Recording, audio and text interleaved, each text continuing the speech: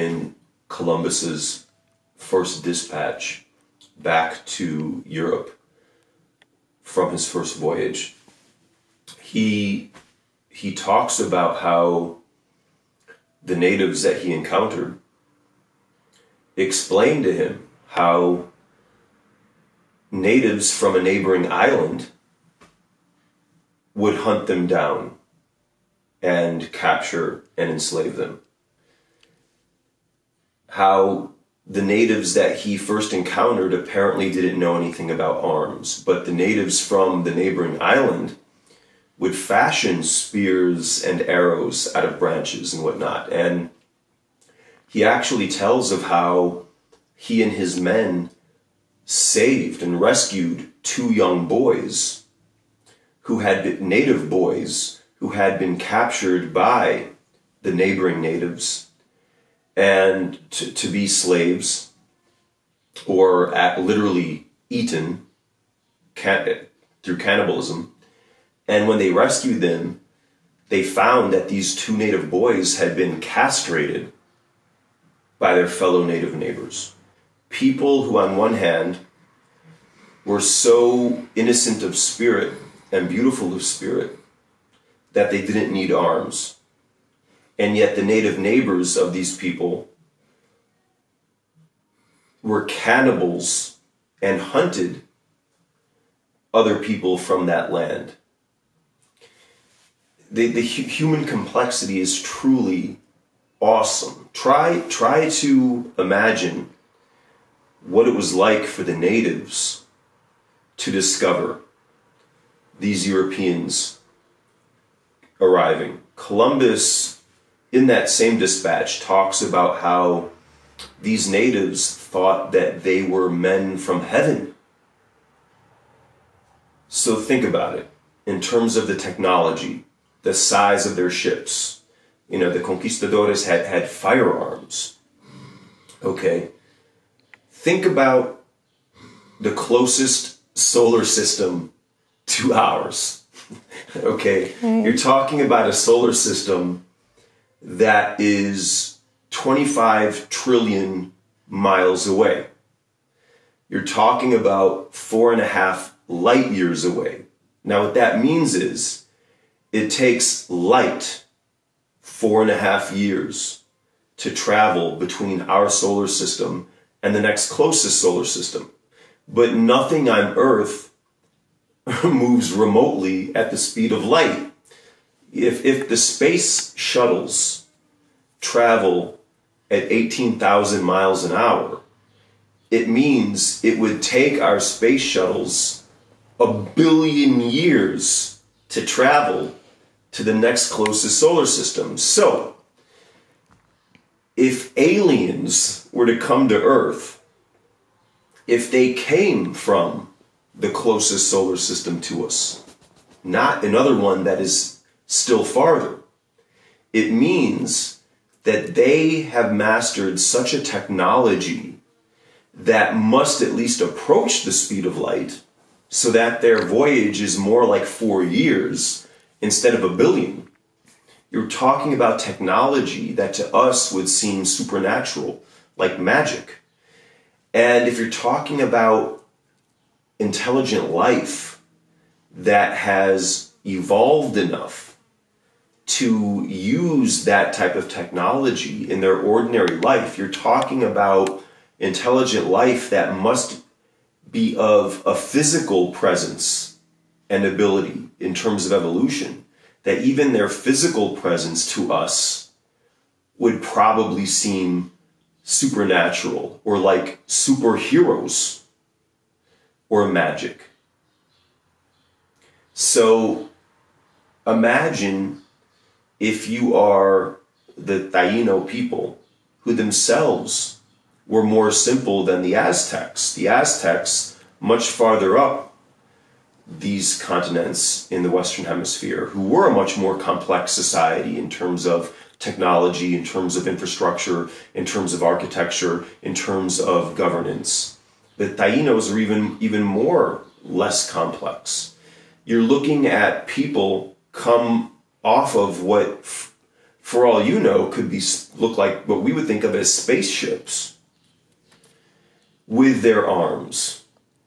And this shrewdness, not to be mistaken for more intelligence, but a shrewdness of violence as an option, of commerce, which itself may contain violence, of a type of religiosity, even by now, among Christians, let alone amongst Muslims, among Christians and Muslims. They truly must have been of this beautiful naivete that left them open to exploitation. Whereas even the Aztecs, farther up the continents, were more shrewd. Because the Aztecs, who themselves must have had more of a psychology akin to the Europeans than to the Taínos. Because the Aztecs themselves conquered other native people.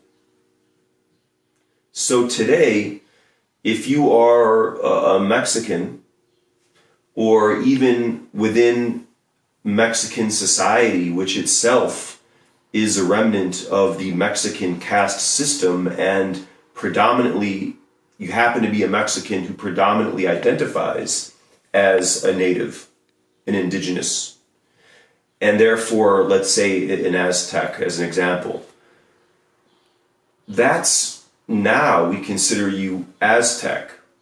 But during the time of the Aztecs, if you were of someone that was just a little farther north, if you were of a Mexica people that were just a little farther north, you didn't necessarily self-identify with the people coming from farther south, the Aztec people, who have now violently conquered your people and assimilated you into Aztec society. But now that the ascension of Europe, and by extension, the ascension of European America, which by the way includes Latin America, is what has at this point in history won out. At this point in history, we, as well as you, look back or look at you as just Aztec. Or think about the Muslim Ottomans. 40 years before Columbus came here, Istanbul was the Christian Roman capital of a Christian Roman civilization. When the Emperor of Rome, when the Romans made Istanbul, it's the capital of Rome, which was a Christian civilization at that point, that happened 300 years before Islam existed. So by the time it's the 1450s, you're talking about people that for millennia are Christian and Roman and indigenous. And the Muslim Ottomans had a generational obsession with conquest and imperialism against Istanbul, which at the time was called Constantinople. And 40 years before Columbus succeeded in doing such here, the Muslim Ottomans succeeded in their militaristic, religious, imperialistic quest to infiltrate and conquer the native Christian Roman people of Istanbul and Turkey. So my point is, humanity is layered. Whether you are the Carthaginians in Africa, obsessed generationally with conquering a people who are living on their own land in Italy, whether you are the Muslim Ottomans, generationally obsessed with militarily conquering through imperialism what was a Christian, European, and Asian civilization in Istanbul, or whether you are the Aztecs who have as a goal and a mission to conquer other people from what are today the Americas and assimilate them into your society, whether you are then Columbus, who opened the door and quickly stepped out of the way for the Spanish and the Portuguese and eventually the British to do the same thing in this hemisphere. As I've stated before, everyone on earth is knee-deep in the shit, and everyone's shit stinks. And if you are looking back at whoever your particular beautiful people's history is, and you haven't found their atrocities, you just haven't looked back far enough. So what I might suggest is to take a page out of Nelson Mandela's book, which is how about all of us in today's day and age, in which we agree that our human atrocities should no longer fly.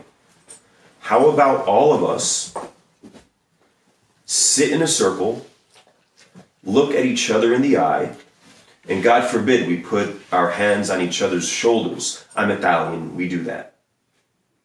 And how about we do not deny our truths, and we all figure out, what can we do together from here on out?